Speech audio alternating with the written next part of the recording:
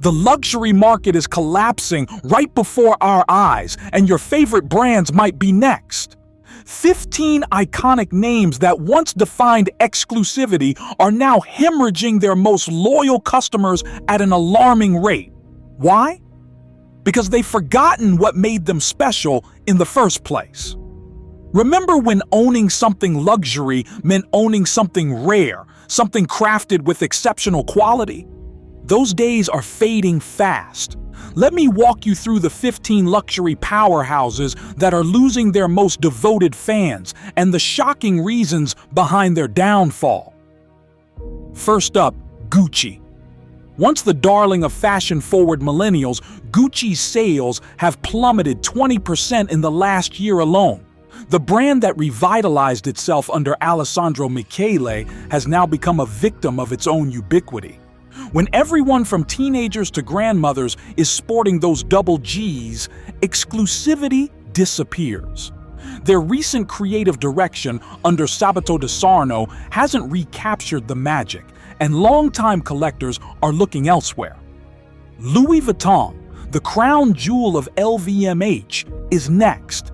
Despite record profits, the brand's quality issues have sparked outrage among heritage buyers. Stitching problems, hardware failures, and customer service complaints have tripled on social media in the past 18 months. One viral TikTok showed a $3,200 bag literally falling apart after 3 uses. Longtime collectors are abandoning ship, saying the brand prioritizes Instagram appeal over craftsmanship. Rolex has managed to alienate its most loyal customers through artificial scarcity. The impossible waitlists for basic models have pushed true enthusiasts to competitors like Omega and Grand Seiko. When your most dedicated collectors can't even purchase your products, you've lost the plot. One Rolex AD in New York admitted they're seeing more first-time buyers than repeat customers, a dangerous sign for long-term brand health. Chanel has priced itself into a corner. With 5 price increases in 3 years, some items jumping over 60%. The brand has alienated even wealthy loyalists. Their classic flap bag, once $4,400 in 2019, now commands $10,000. Quality hasn't improved to match these astronomical prices, and longtime clients are feeling the betrayal. The exclusivity play is backfiring as customers question the value proposition. Balenciaga might never recover from its controversial ad campaigns featuring children. Social media metrics show engagement down 78% since the scandal, and their core audience of fashion-forward millennials has largely moved on. Creative director Demna's vision once felt revolutionary. Now it feels out of touch with consumers' values. Prada's identity crisis continues as the brand tries to balance heritage with trendy designs. The result? Confusion among loyalists who don't recognize the brand they once loved. Their recent collaborations haven't resonated with core customers who miss the intellectual minimalism that defined Prada's golden era. Hermès, despite its waiting lists and apparent success, is quietly losing ground with its heritage customers. The Kelly & Birkin bags are increasingly in the hands of influencers and celebrities, rather than the multi-generational Hermès families who built the brand's mystique. One Paris sales associate confided that their traditional clientele is purchasing less frequently, disturbed by the brand's newfound social media status. Ralph Lauren's expansion into lower-priced markets has diluted its luxury positioning. Department store discounting and outlet proliferation have made the iconic polo player logo ubiquitous, not exclusive. Their core affluent customer base increasingly views the brand as accessible rather than aspirational. Burberry's constant creative director changes have left loyal customers with whiplash.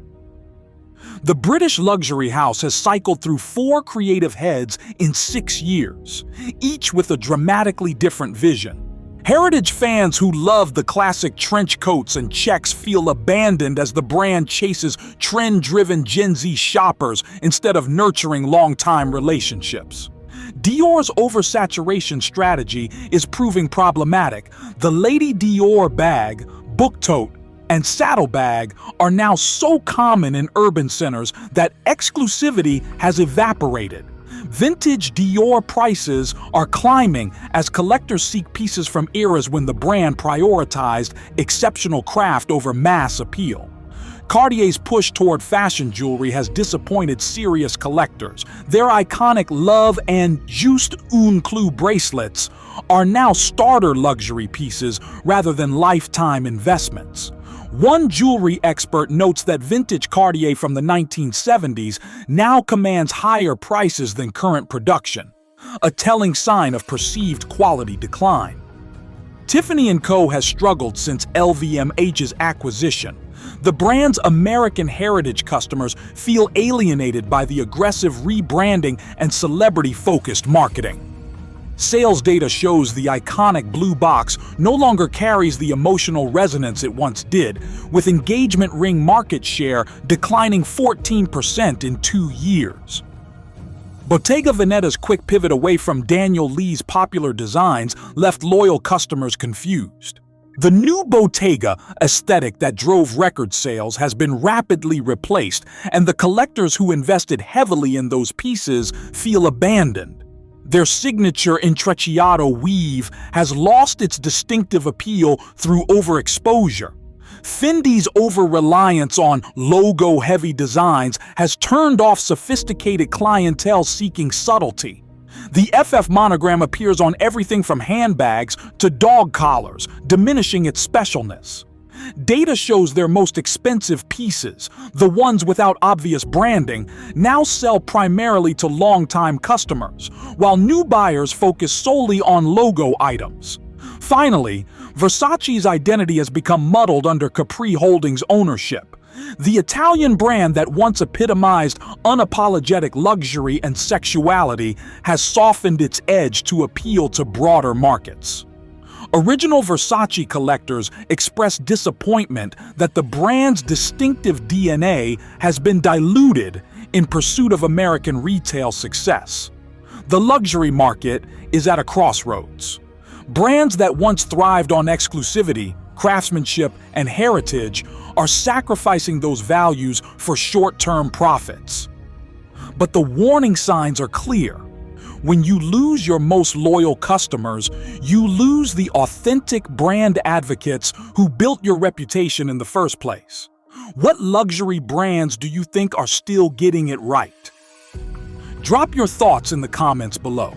If you found this analysis valuable, hit that like button and subscribe for more insights into the changing luxury landscape. Share this video with your fashion-forward friends, and let's continue this conversation. Remember, true luxury isn't about logos or price tags, it's about exceptional quality that stands the test of time.